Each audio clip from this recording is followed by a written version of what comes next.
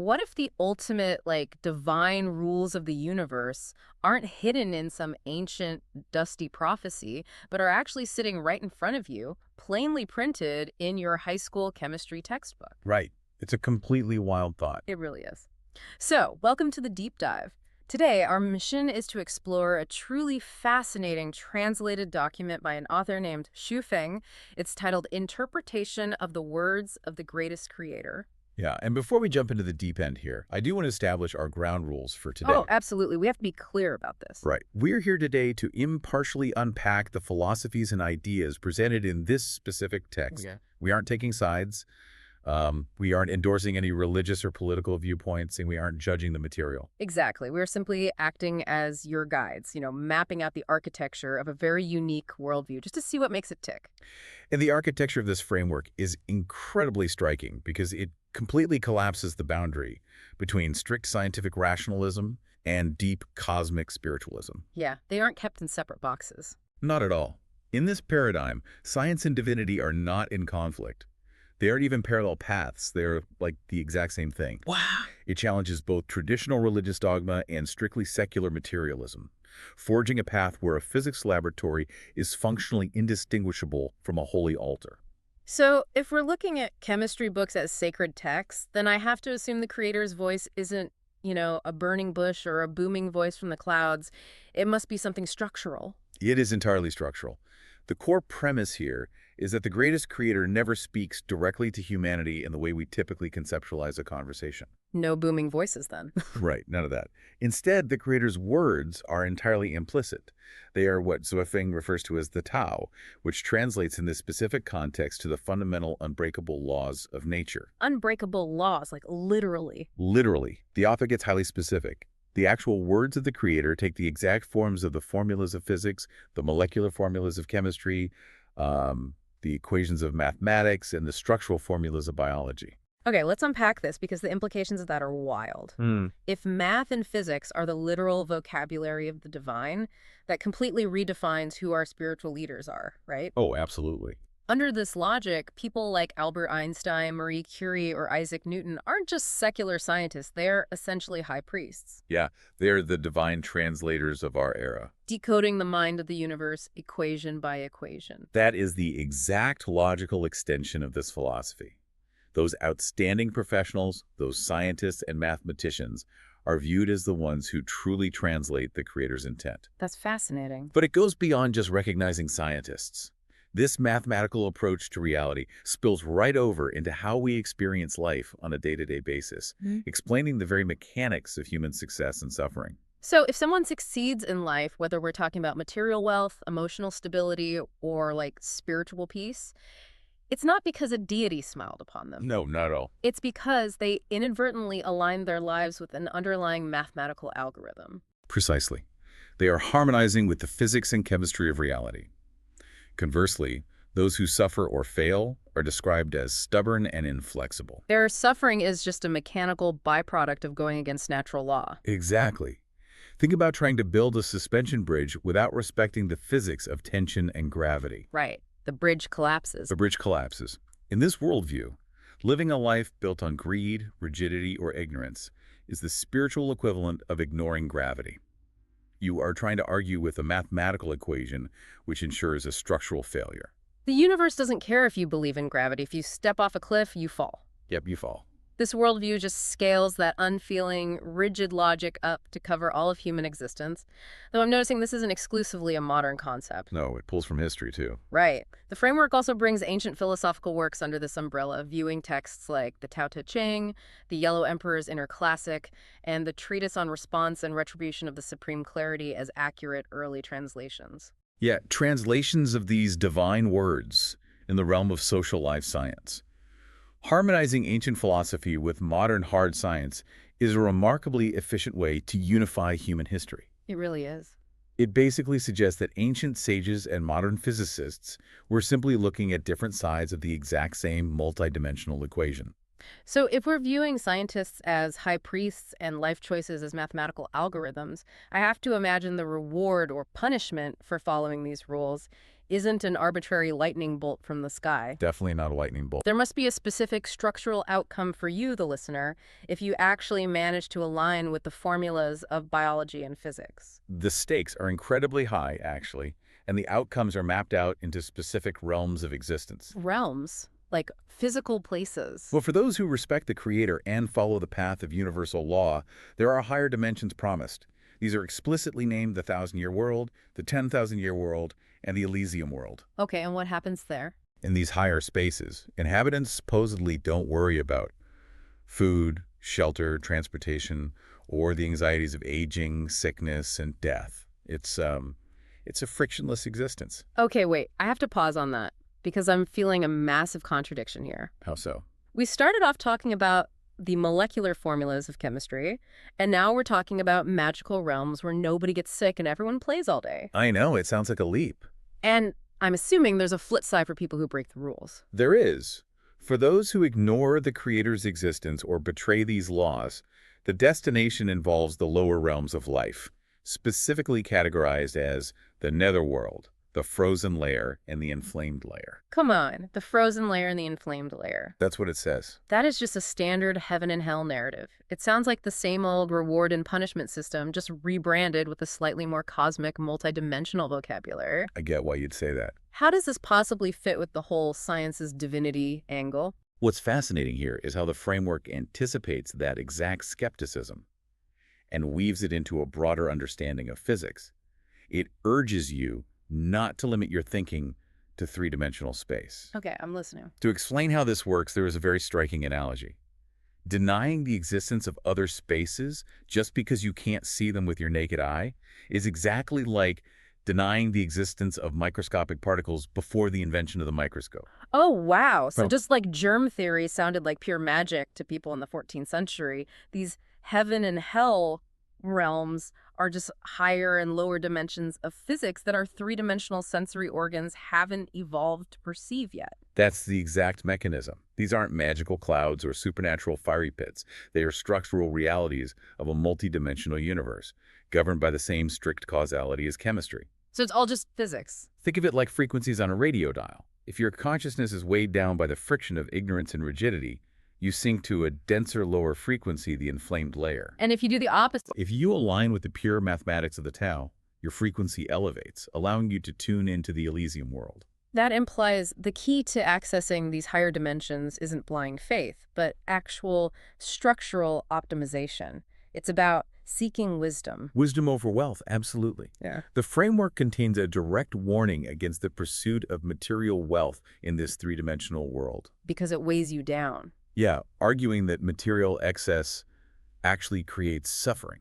It asserts that everything you physically see is fleeting and illusory, and the permanent, real things are hidden behind the visible world. So true happiness only comes from shedding that material weight, Precisely. which introduces a really compelling characterization of this mathematical creator.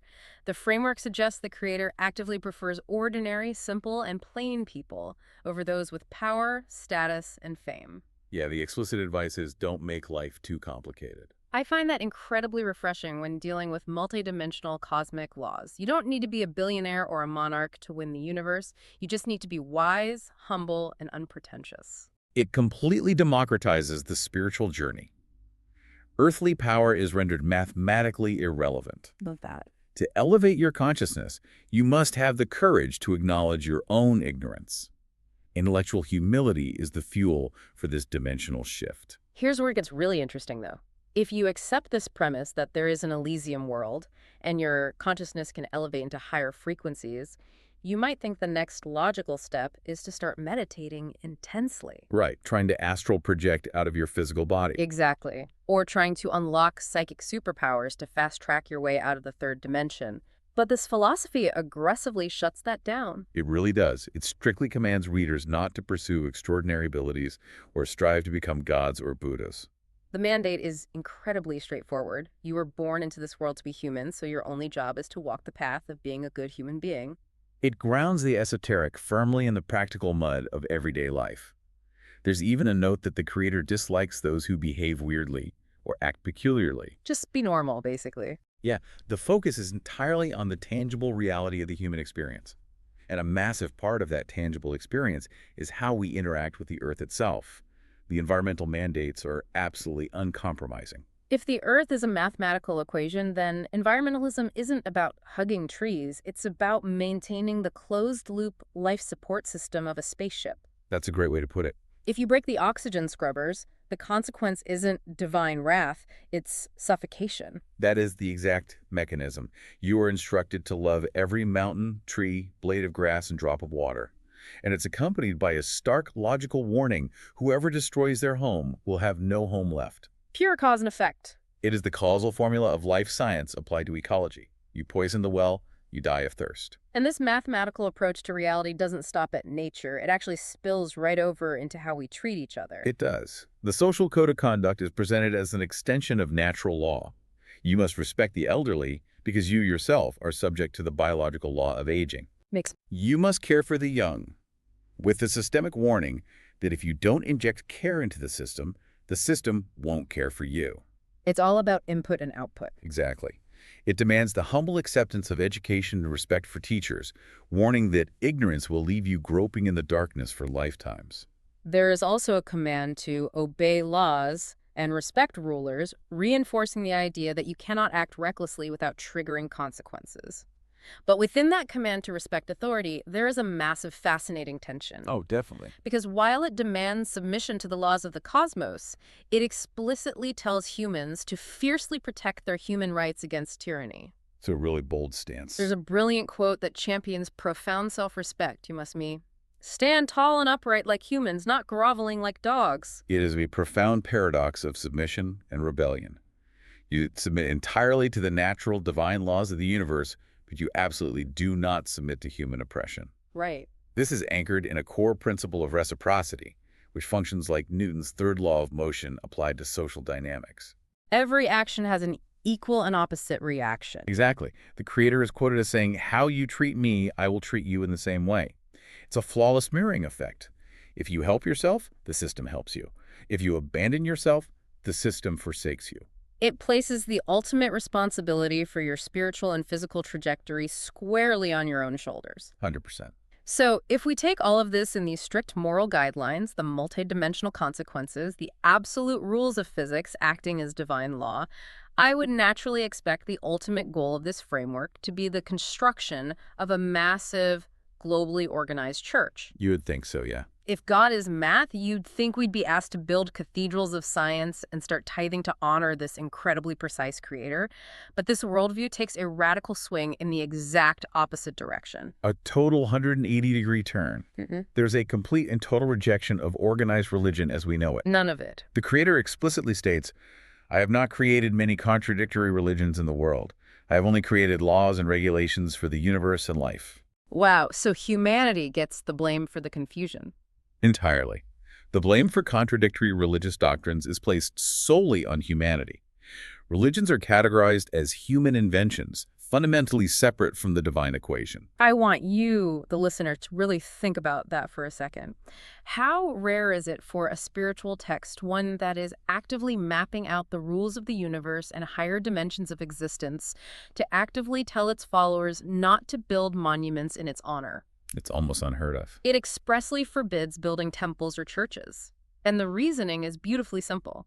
The entire universe is already where the creator resides. Building a separate house for the divine is redundant. Yeah, it's just unnecessary. Furthermore, it explicitly outlaws animal sacrifice, with the creator bluntly stating, "I do not eat such things." Very direct. It is a total rejection of superficial devotion, noting that the creator detests those who appear devout on the surface but hold contempt in their hearts. If we connect this to the bigger picture, this anti-religion stance reinforces the core thesis.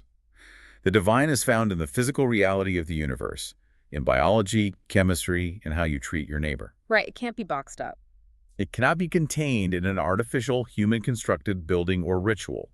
But this intense focus on the physical reality of the earth leads us directly into the most urgent and frankly jarring tension in the entire philosophy. Oh yeah, things take a very sharp turn here. Amidst all this guidance on attaining higher dimensions, there's a sudden, severe warning regarding the physical state of the planet. Yeah, the tone shifts dramatically. After talking about love, wisdom, and an Elysium world, the creator issues a blunt warning that the human population on Earth is already too high. It's very intense. The mandate commands humans to exercise strict self-control and explicitly says not to reproduce like animals. It states that if humanity fails to control its population, disasters will befall them by the creator's will. And that doesn't sugarcoat it. No. It follows up with a chilling line. This is a warning, so do not blame me for being cruel. It is a stark, almost shocking moment.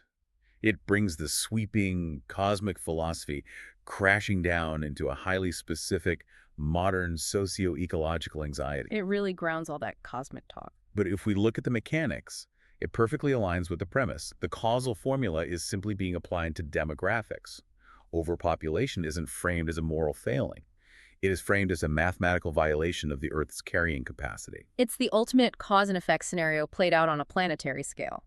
If a biology formula dictates that an environment can only support X number of organisms, and humanity pushes that number to Y, the equation has to balance itself. Math always balances. The Earth is a finite equation. If we don't regulate ourselves, the algorithms of physics and biology will regulate us through disaster, and it won't be pleasant. Not at all. So, where does all this leave the reader?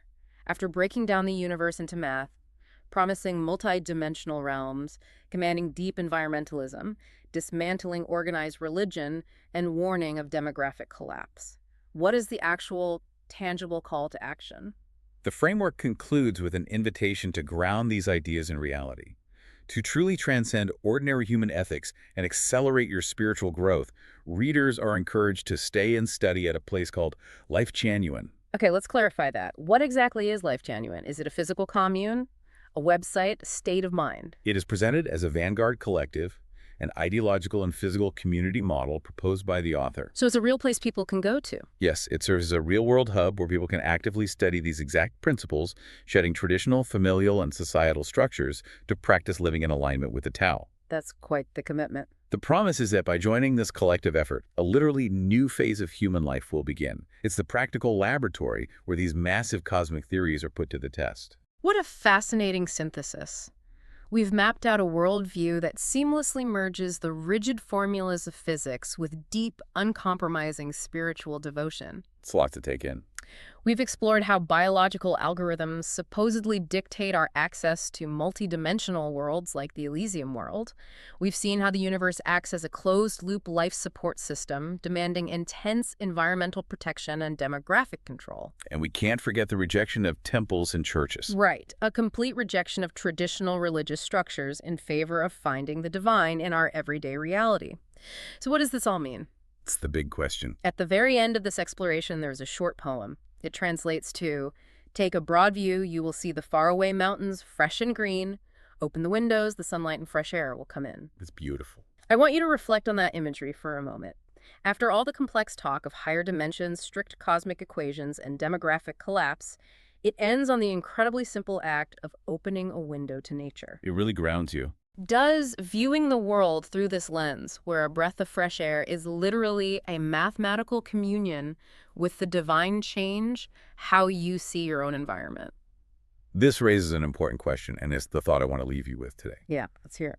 If we genuinely accepted the premise of this framework, if we truly believed that the rigid equations of mathematics and the chemical formulas governing the cells in our bodies are not just secular facts, but are the literal decoded language of the universe, Yay. how might that change the way we approach something as mundane as a high school science class? Right. If that biology textbook isn't just a list of facts to memorize, but the actual instruction manual for elevating your consciousness, how would that alter the way you treat the physical matter, the environment, and the people you interact with every single day?